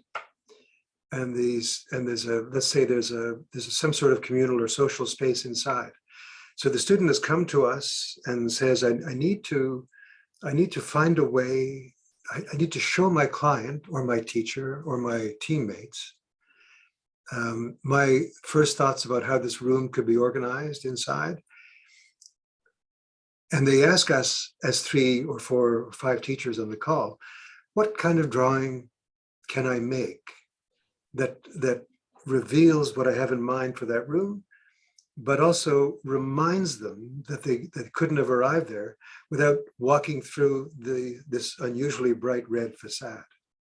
Do you know what I mean? And I think we have drawings, but we can show the drawings, and we will in future workshops, where architects, and I'm thinking, for example, of Lina Bobardi, who born in Italy, but worked in Brazil. And she produced a drawing that I talk a lot about, where her use of color in a particular sketch can only be explained in the way that I just described. You know what I mean? That's not perspective 101. That's bringing in that's a layering of impressions that I think comes close in a very tantalizing way to some of the images you showed us. There's a notion of transparency. There's a notion of kind of overlapping images and imagery, different way of expressing those, and I think we can. For me, that's one of the objectives of this exercise over the next few weeks. To take what we think we understand about many of these ideas, processes, if you like, and to challenge the reliability. Basically, this is what you're saying. And we've had the same discussions. To challenge the reliability as a group and maybe come up with some interesting alternatives that are not the result of unfolding a camp stool necessarily and sitting down on a busy street corner, but if we could make that experience equally reliable, I think we will have broken new ground. I'm really energized all of a sudden. Not that I wasn't before, but maybe it's the coffees. I'm not sure. I just want to emphasize to the students listening is that there's no wrong way to draw. And I think it's about telling that narrative, that story that you want to tell. And I think, taking inspiration from your own experiences of being in spaces, it could be your home, or it could be in a park or your church or whatever. But also studying the neighborhood around you, what you understand, what surrounds you, and taking notice of how that impacts you, because architecture impacts you in one way or another, right? You're always inside of a building, or you're always in between walls that kind of surround you, and taking notice of that is what we're interested in as architects is how does that roof and how does those walls, how does that window affect you, and how does that, I think, both physically, mentally, but also spiritually. And as Sechaba talks about the unseen, right? There's things that we cannot see but can be drawn. What David says, not everything can be photographed, but you can always draw it. Be free like that. I think the exercise that we're asking you to do is to really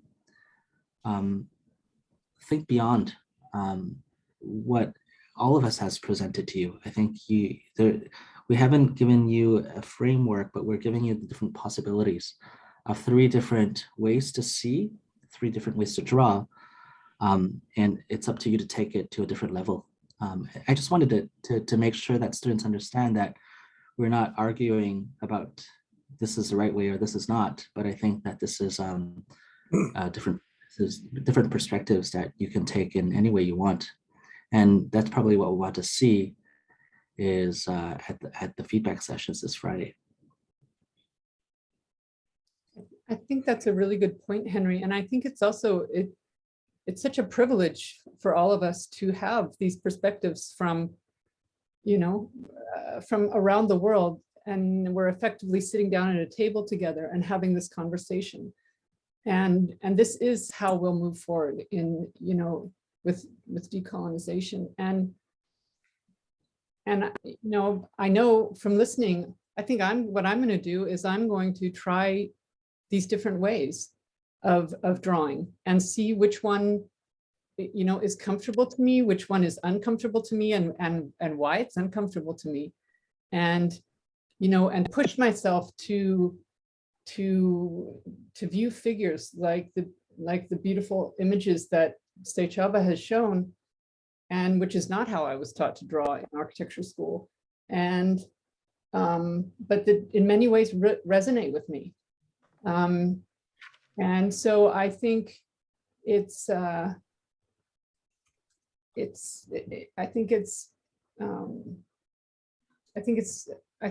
great opportunity to be able to learn to express different things. Sechaba and I over the weekend were talking about his drawings, and he was sharing them with me and sharing this idea of a way of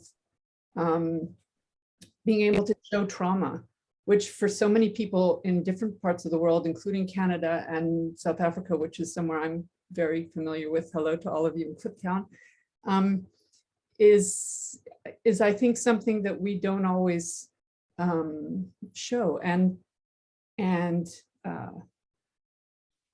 something that was extraordinary for me was, and that I shared with Sechaba, was, I was at one time in my life involved in domestic violence and left a relationship, and I had never been able to draw that.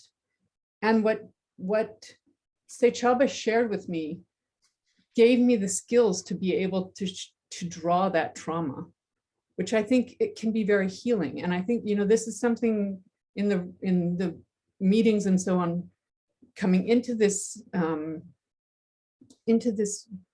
sketching school, that both Chris Cornelius and Sechaba brought up, and I think Wanda in her lecture, Wanda de la Costa also mentioned it, is how drawing can become a way of healing. And I think, I sort of feel that way every time I sit down with a pencil. And there's just something very physical beyond just the touch of the pencil on the paper, of how our bodies respond to that. And I think that is something that is great for all of us to sort of think about and work on, as we all live in places where we're trying to, whether here in Canada it's Truth and Reconciliation, in South Africa it's the post-apartheid era, and other parallels around the world. And so I think it's going to be a really interesting week to try these different ways of drawing. And just before we go, if there are any other comments, I was going to say, I think Nushin is no longer with us. I do remember, David, your comment. So what I'm going to suggest is that if people want to put questions or comments on, I'll make another title on the Miro board. And because I know sometimes people have to leave early because of work or whatever with the time zones. And that way we can make an effort to try to answer them. And also, you know, other people in the class, in the course, can answer them as well. Does anyone else have something they want to raise, or Sechaba or David, did you want any final thoughts? No, I think we were at a good point. Okay, I'm just going to share the Miro board one more time. And you can see here how people, you can see the cursors of the different people who are on the board. And as I just did, you can see it's also very easy to move things around. Just as a reminder to everyone, you can use on a Mac, it's Command Z to undo whatever you've just done. We want the Miro board to be very interactive. The only thing we do ask is that you don't delete anything. So, oh, and this is great. I can see someone has already added some drawings, which is fantastic. And this is exactly what we want people to do. So just choose a box and put your name on it. Or if you don't want your name, you can put, you know, a nickname or whatever on there. And you see, when we're in the feedback sessions, what we'll be able to do, as you can see, is we can expand the Miro board to, and then we can in detail look at people's drawings. So, and does anyone have any other questions about how to use the Miro board before we go? Because I know for some people, they may not have used it before. It's pretty simple. You can access all these tools over here. Kristen, I'd like to just add a clarification about Friday's session. Okay. For those who are not familiar with feedback sessions in architecture schools. So what we're doing is on every Monday, we're going to have a workshop like this where we talk about some content and have a discussion. But on Friday, we'd like to have people bring their drawings so that we can look at them together and discuss around some of the things we talked about. You know, why did you draw something a certain way, or what did you try to represent, and try to look at drawings together and have a discussion around that. So for Friday, if you are planning to attend, if you could post some of your drawings on the Miro board that you're looking at right now, so that we can look at them together. And it's really about having a conversation. You know, we're not going to be grading anything. We're not giving an assessment. We're not going to target any of the drawings in judging them. But I think it's really to create this cross-cultural discussion around ways to represent.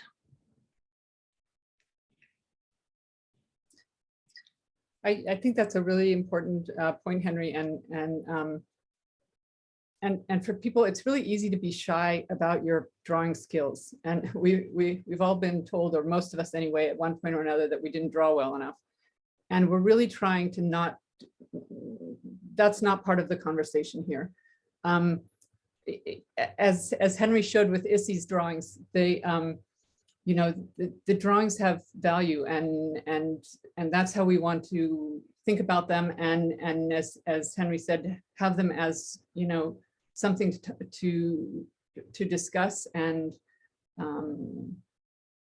so, you know, please try to, you know, not go have some of those stereotypic art school ideas of you know, that your drawing is somehow not going to be good enough, because that just isn't the case.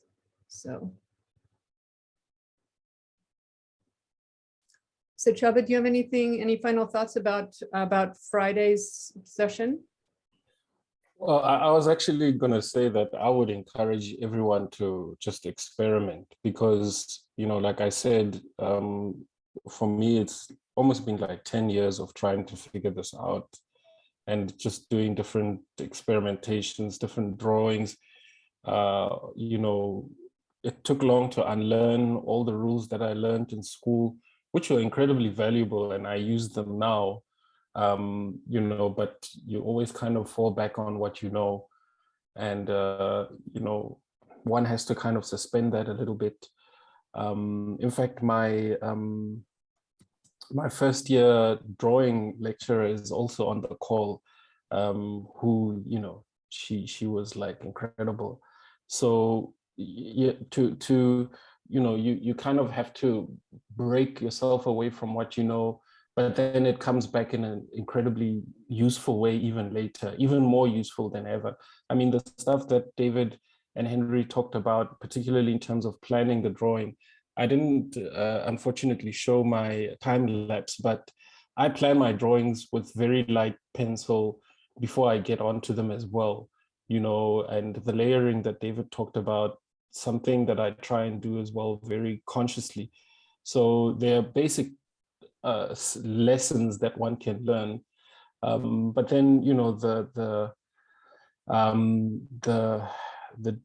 challenge then is to try and break all those rules again to come up with you know, different types of things.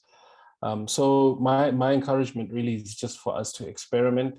Like Henry said, you know, this is towards a cross-cultural sketching school where it's something that we are tending towards. We don't have it yet, and we're hoping that Friday we'll see some interesting drawings that may give us new insights.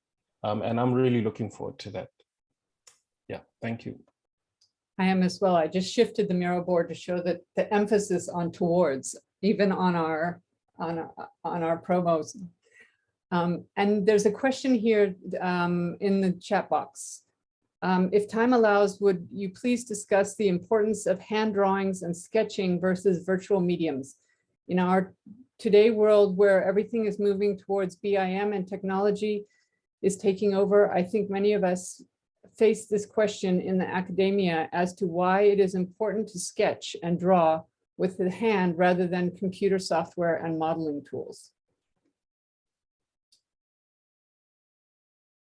Would one of the three of you or all three of you like to respond to that? Well, I'll jump in quickly. Unfortunately, Nushin is not here anymore, but I did respond to her right away by saying that I believe very strongly that the two skills are actually quite complementary. But at the same time, I think when we talk about drawing, we're talking about drawing as a process that enables us to understand and to learn. Whereas the modeling, I think the digital technology that Nushin is referring to, that we all know firsthand and recognize, is I'm not going to say it's more about output as opposed to input, but they're two very, very different processes. And what we're talking about when we try to describe the act of sketching is a series of I guess teaching and learning moments where the insights are developed and emerge over the course of a single drawing. That's how I would start to answer a question like this, by simply referring to the nature and importance of the process that we're promoting. That you take a few minutes every day. We all have friends who make it a point to draw every day, to draw anything. It may be related to work in progress if they're architects. It may be related to more literary ideas if they're writers. But the act of committing to paper, the act of trying to sort out, to use imagery as a way of exploring and documenting ideas about the world, I think that's what we're talking about. the notion that we're talking about a process that we can explore with a stick in, compacted sand, or a piece of charcoal or carbon from a fire, or a single pencil and the back of a grocery store receipt.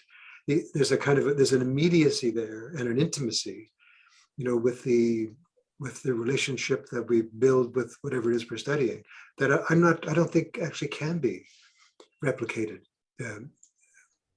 digitally. Maybe what we can do is come back to this question later in the feedback session or next week. To me, I think too, David, is what you talk about time. I think for me always it's been, even with a 5-minute sketch, you still, there's something about taking that time to just sit, whereas with a lot of technologies, you don't take that time to really see detail and material and texture and even the ability to like reach out and feel something, and then somehow that translates into your drawing, even though rationally you can't quite explain why. And so to me, that's always been part of that answer to that question as well, of why there's still value in that. Mm-hmm, mm-hmm. Yep.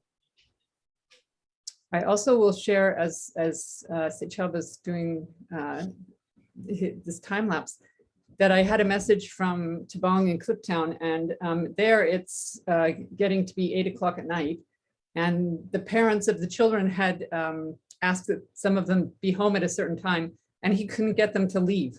So any problems we thought we might have of keeping their attention seemed to not be an issue. Good to know. Good to know. Well, I think we will, as a matter of course, come back to Nushin's question regularly over the next few weeks. It's going to come up again.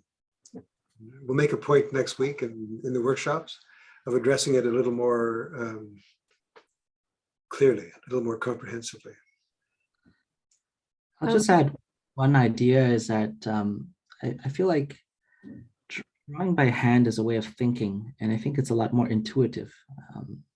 It's less thinking about using your mouse and kind of modeling something, or something that's very calculated. I'm looking at my son. He's 1 year old, and he takes a Sharpie pen and he just makes lines on a page. There's two things that I realized that he can do very effectively. Is he take a big marker and doodle on a big white page, and the second thing that a baby nowadays can do is open YouTube and pick the channel that you want to watch. I think that is probably what you're talking about, the complementary of the technology, but the intuition of the hand with a pen, or something that can make marks on a canvas. I think those are two things that we need to understand, our basic instincts of being, what you do with your finger, pretty much. But I'll just leave it at that. I think, as you said, I think they are complementary skills. But I wouldn't say that. I wouldn't go back to drafting by hand, because that it's unrealistic to do the going back to the big drafting tables. We're all using the CADs and the BIMs, but I think that drawing by hand is a way of thinking, and it's a different skill but complementary. And Sechaba, is there anything you wanted to add? We've sort of talked over your time-lapse drawing. And also, we'd love to hear feedback from people on the time-lapse. This was an idea that Henry just came up with. So it's the first time we're using these time-lapse drawings. And so both Henry and Sechaba have embraced this, and I find it very powerful. But Sechaba, did you want to comment on your drawing? Well, it was a challenge. Thanks, Henry, for helping me step out of my comfort zone and get on to Premiere Pro. I've got a colleague here who knows I was calling her earlier to ask, how do you do this? How do you do that? But anyway, the reason I did the time lapse was the reason I wanted to put it on now because I was talking about what what both Henry and David were showing in the way in which the layering and the process of making the drawing. Yes, I didn't have a thumbnail there and that sort of thing, but I actually do set my drawing up, and there is a whole process of layering and trying to use different media. I often use pen and acrylic on my drawings. It's hardly ever just pen.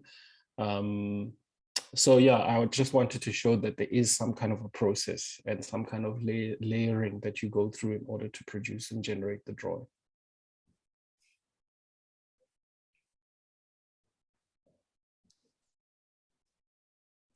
Okay, any final thoughts from anyone? I do think I'm just going to jump back to the Miro board because I see a few people struggling with how to use it, and I can stay on for a bit longer if people want to unmute and ask questions about how to use the Miro board, and we can just sort of do that together for a few minutes. Kristen, I'm afraid I'm going to have to leave. I have another meeting coming up. Okay, thank you so much, David, for. Thank you once again for putting this together. Sechaba, great to see you again. Look forward to further discussion. Henry, as always, thank you so much. Thank you. Bye, everybody. Thanks for your attention. Bye-bye. See you all soon. See you next week. If not sooner. If there are any questions about the Miro board, you're welcome to just unmute and ask. As far as to add your name to a box, you just click on the letter over here and then just click down and the time on the board, and the box will come up, and then you just type, and so that's how that works. And then you can unclick it and drag it around, move it to where you want it to be, and delete it like that. As I said, please don't delete anyone else's stuff. And if you do, or if you move something by mistake like that, it's just Control-Z to get it back. And so does anyone have any questions about how to use the Miro board, how to get on the Miro board?